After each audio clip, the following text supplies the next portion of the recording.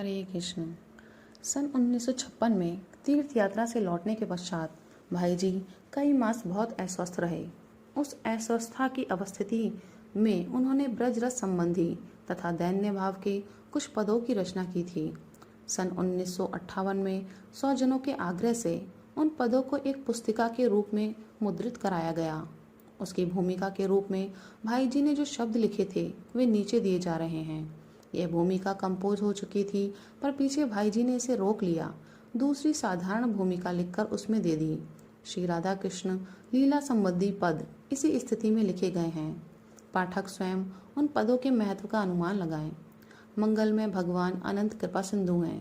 उन्होंने कृपा करके मंगल में रोग भेजा। महीनों बिछौने पर पड़े रहना पड़ा। डॉक्टर वैद्यों ने सम्मति दी। पूर्ण एकांत में पूरे आराम से रहना चाहिए।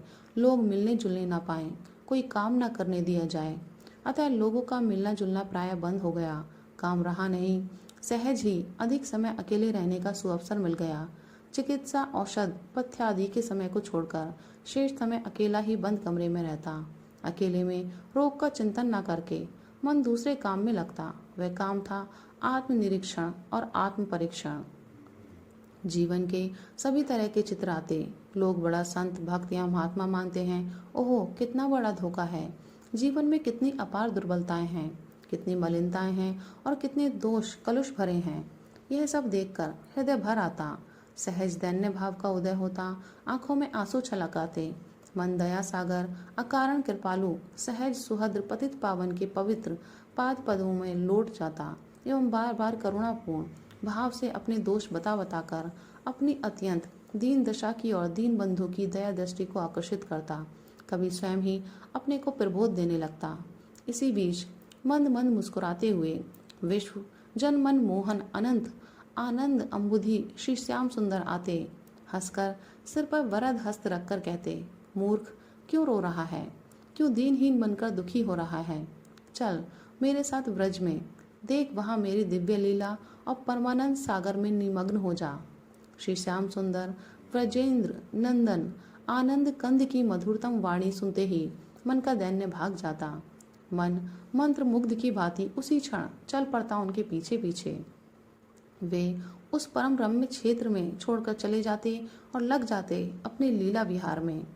मन स्वच्छंद विचरण करता, कभी नंद बाबा के आंगने में, कभी यशोदा मैया के प्रांगण में, कभी गोष्ठ में, कभी सखाओं के हास्य विनोद में, कभी वन से लौटकर आवनी में, कभी कालंदी के कूल पर, कभी राम मंडल में, कभी प्रेममयी गोपांगनाओं के समुदाय में, कभी अकेली गोपी के घर में, कभी किसी अकेली सखी के मन में, कभी सखियों की मधुर प्रेम चर्चा में, कभी वंशी वट पर, कभी रास मंडल में, कभी श्रावण के झूलों में, कभी शारदीय झूलों में, कभी होली के रंग में, कभी नव प्रफुल्लित कुसुम सौरभित वृंदा कानन में, कभी श्रीमती के पास, कभी श्री श्याम सुंदर के पास, कभी निभृत निकुंजों में, कभी किशोर किशोरी की लीला विहार स्थली में, कभी उनके परस्पर होने वाले मधुरतम उच्च प्रेमालापों में, कभी उद्धव गोपी मिलन में, कभी मथुरा में होने वाले श्री कृष्ण उद्धव मिलन में, कभी मथुरा जाने के पश्चात राधा तथा गोपांगनाओं की प्रेम विरह दशा में। इस प्रकार पितृदिन दिन रात महीनों तक यह दैन्य और लीला दर्शन का प्रवाह अबाध चलता रहा। मन ने शत शत विविध विचित्र लीलाएं एवं श्री राधा कृष्ण की अनूप रूप माधुरी देखी, समझी और किसी किसी लीला में सम्मिलित होने का सौभाग्य प्राप्त किया। कभी कभी सौंदर्य सुधा सागर में जाकर अपने आप को खो दिया। वहां जो देखा वह सर्वथा अलौकिक, दिव्य, मन वाणी से अतीत था, अत्यंत विलक्षण था। उसका पूर्ण वर्णन संभव नहीं है, उसके लिए शब्द नहीं है, परंतु जितना कुछ शब्दों में आ सकता था उसके बहुत ही थोड़े अंश का तथा दैन्य भाव का स्थिति में प्रकट मन के बहुत ही थोड़े से उद्गारों का इन तुकबंदियों में चित्रण करने का प्रयास किया गया है। उनकी स्थिति केवल दर्शन एवं वार्तालाप तक ही सीमित नहीं रही। आगे चलकर तो वे स्वयं श्री राधा कृष्ण की लीलाओं में सम्मिलित होने लगे। अंतर में हो रहा खेल अति मधुर विलक्षण, बाहर वैसे दिखे वह निशब्द अलक्षण। कौन बताए किसे वहाँ के कैसे अनुभव, आ न सके पल एक छोड़कर वह रस नित नव। बाहर आते समय रोक देती वह लीला, भीतर ही है रमा रही वह चारु सुशीला। उस लीला का त्याग बड़ा ही कठिन असंभव, इसलिए बन रहा नहीं बाहर कुछ संभव। जीवन के अंतिम 10-12 वर्षों में भाई जी की स्थिति बड़ी विचित्र रही। भाई जी की अभिलाषा थी और अभिलाषा के अनुरूप प्रयास था कि मेरी वृत्तियां जगत के सेवा कार्य में लगी रहें, परंतु उनकी वृत्तियां बलात् पहुंच जाती थी उस लीला राज्य में। भाई जी की अभिलाषा के विपरीत उनकी वृत्तियां श्री राधा माधव की मधुर लीलाओं के गहन सिंधु में विलीन हो जाती थी। यह कैसी अद्भुत विवशता थी, उनके संकेत उन्हीं के शब्दों में देखिए। पता नहीं कुछ रात दिवस का, पता नहीं कब संध्या भोर, जागृत स्वप्न दिखाई देता, श्याम सदा मेरा चितचोर। भूल गई मैं नाम धाम निज, भूल गई सुधी हूँ मैं कौन। नैन नचाकर प्राण हरण कर, खड़ा हंस रहा धरकर मौन।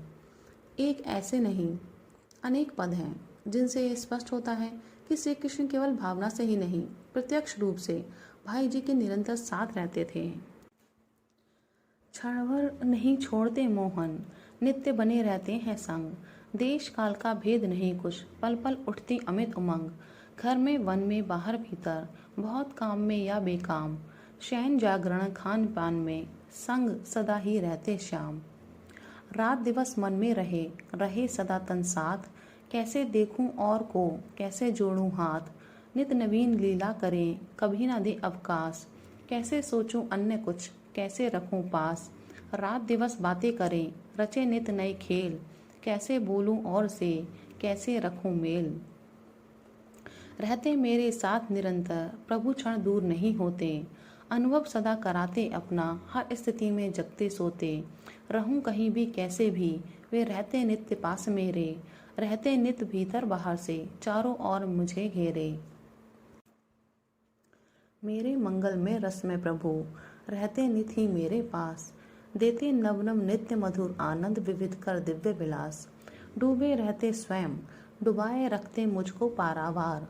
परम दिव्य रस के, स्वाभाविक करते विशुद्ध विशुद्ध विहार। नहीं अन्य को मुझे देखने देते, नहीं देखते आप। करते रहते सदा मधुरतम, दिव्य मुझी से रस आलाप। राधे राधे, हरि बोल।